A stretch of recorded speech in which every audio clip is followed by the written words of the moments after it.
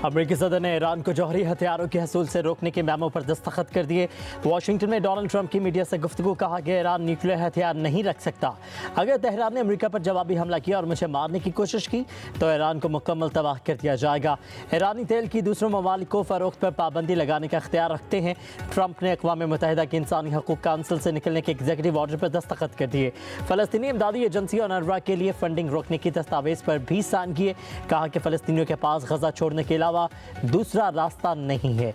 US add में बहुत fraud हो रहा है, इसे बंद कर देंगे। मजीद बोले, चीन अगर जवाबी तौर पर टैरिफ आयद करता है तो भी ठीक है।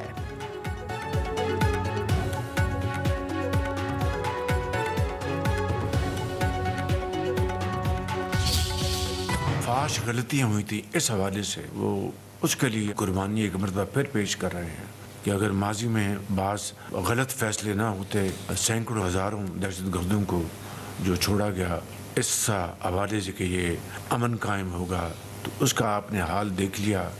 पिछले 2-2.5 सालों में क्या गुजरी है।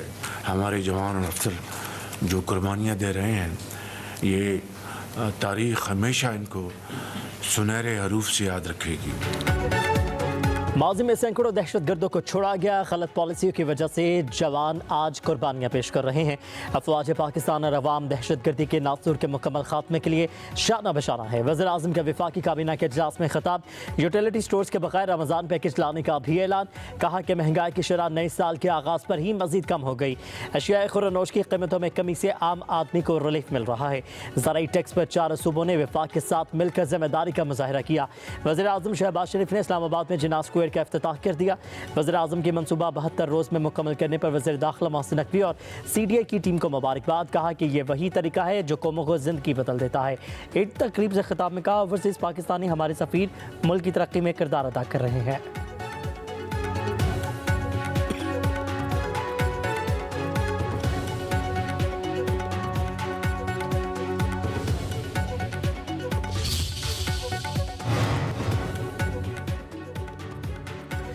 अपोजिशन जमातों के रहनुमाओं की इस्लामाबाद में बैठक। मौलाना फजलुर रहमान, महमूद खान अचकज़ई, शाहिद खाकान अब्बासी, उमर अयूब और असद कैसर समेत PTI के रहनुमाओं की शिरकत। मुल्की सियासी सूरत हाल पर मुशावरत।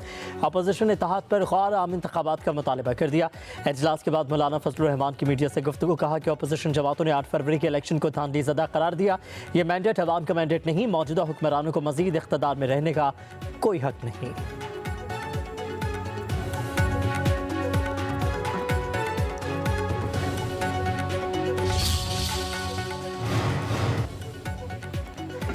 पांच जजेस ने इस्लामाबाद हाई कोर्ट के जजेस की सीनियरिटी का मामला एक बार फिर उठा दिया। ज़राए के मुताबिक 5 जजेस ने सीनियरिटी लिस्ट के खिलाफ representation chief justice Islamabad high court को भिजवा दी। चीफ जस्टिस पाकिस्तान याहिया अफरीदी को भी जजेस रिप्रेजेंटेशन की कॉपी अरसाल। कहा गया कि जज जिस हाई कोर्ट में तैनात होता है उसी हाई कोर्ट के लिए हलफ लेता है। दूसरी हाई कोर्ट में ट्रांसफ़र होने पर नया हलफ लेना पड़ता है। जज की सीनियरिटी नए हलफ के मुताबिक तय होगी।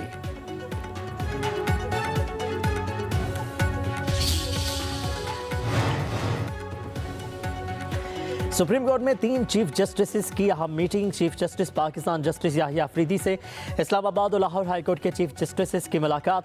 वज़ीर कानून आज़म नज़ीर तारड़ भी मौजूद थे। उधर इस्लामाबाद हाई कोर्ट में नए जजेस के बाद बड़ी इंतजामी तब्दीलियाँ। जस्टिस सरफराज डोगर ATC और एहतसाब अदालतों के इंतजामी जज तैनात। इससे कबल जस्टिस मोहसिन अख्तर क़यानी के पास ये जिम्मेदारी थी।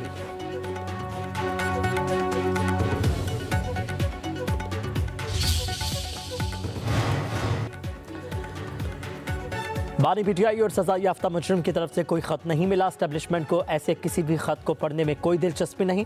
सिक्योरिटी ज़राए का कहना है तहरीक इंसाफ ने ख़त लिखने के नाम पर एक और नाकाम ड्रामा करने की कोशिश की है। PTI को किसी भी मामले पर बात करनी है तो सियासतदानों से करे।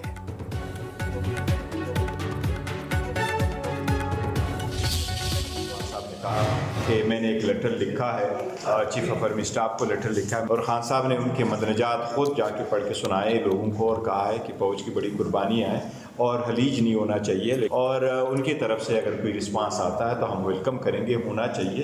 देखिए जितनी सख्तियाँ हुई, जिस तरीके से खान साहब ने इसका इजहार किया है, खलीज किसी सूरत नहीं होना चाहिए। ये अल्फाज खान साहब ने इस्तेमाल किया और खान साहब ने ये भी लफ्ज़ इस्तेमाल किया कोट अनकोट कि ये चीज़ें हो रही हैं जिसकी वजह से नज़ला फ़ौज पे गिरता है, ये नहीं होना चाहिए। बानी के ख़त का रिस्पांस आएगा तो हम खैर मख्तम करेंगे। बानी के ख़त के मंदरजात खुद पढ़ कर सुनाएं। मैंने ख़त पढ़ा या देखा नहीं है। चेयरमैन पीटीआई बैरिस्टर गौहर कहते हैं बानी ने बताया कि उन्होंने आर्मी चीफ को ख़त लिखा, मंदरजात उन्होंने खुद पढ़ कर सुनाए और कहा कि फ़ौज की बड़ी कुर्बानियाँ हैं, आवाम और फ़ौज में खलीज नहीं होनी चाहिए।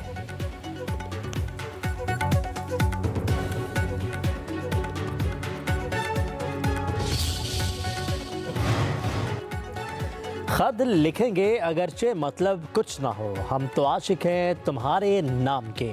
सेनेटर इरफान सिद्दीकी का बानी के ख़त पर शायराना तबसरा। कहते हैं इस तरह की खतूत नवेसी उस वक्त जन्म लेती है जब आपकी मायूसी इंतहा को हो। कभी आप मुज़ाकरात की तरफ भागते हैं तो कभी किसी की मुलाकात का कहते हैं, कभी कहते हैं हमारा चैनल खुल गया है, कभी 360 सफ़हात का ख़त लिख देते हैं।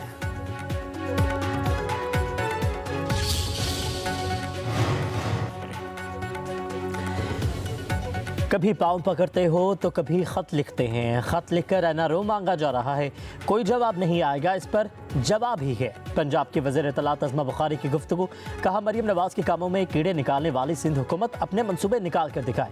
इनके पास बताने को कुछ नहीं, अपने गिरबान में झांकना चाहिए।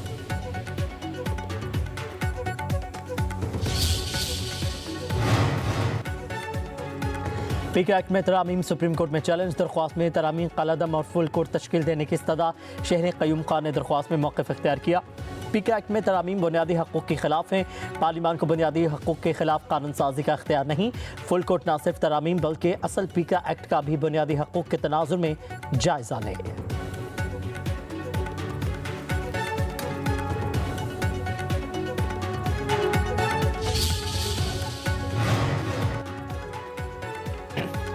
सदर आसिफ अली जरदारी का 4 रोज़ा चीन का दौरा। बीजिंग पहुंच गए। सदर मुमलिकत की चीन के सदर और वज़ीर आज़म से मुलाकात शेड्यूल। सदर मुमलिकत 9वें एशियन गेम्स की इफ्तिताही तकरीब में भी शिरकत करेंगे। बिलावल भुट्टो, आसिफा भुट्टो, वज़ीर आला सिंध मुराद अली शाह, वज़ीर आला बलोचिस्तान सरफराज बुख्ती, वज़ीर दाखिला मोहसिन नकवी भी सदर मुमलिकत के साथ चीन रवाना होगा।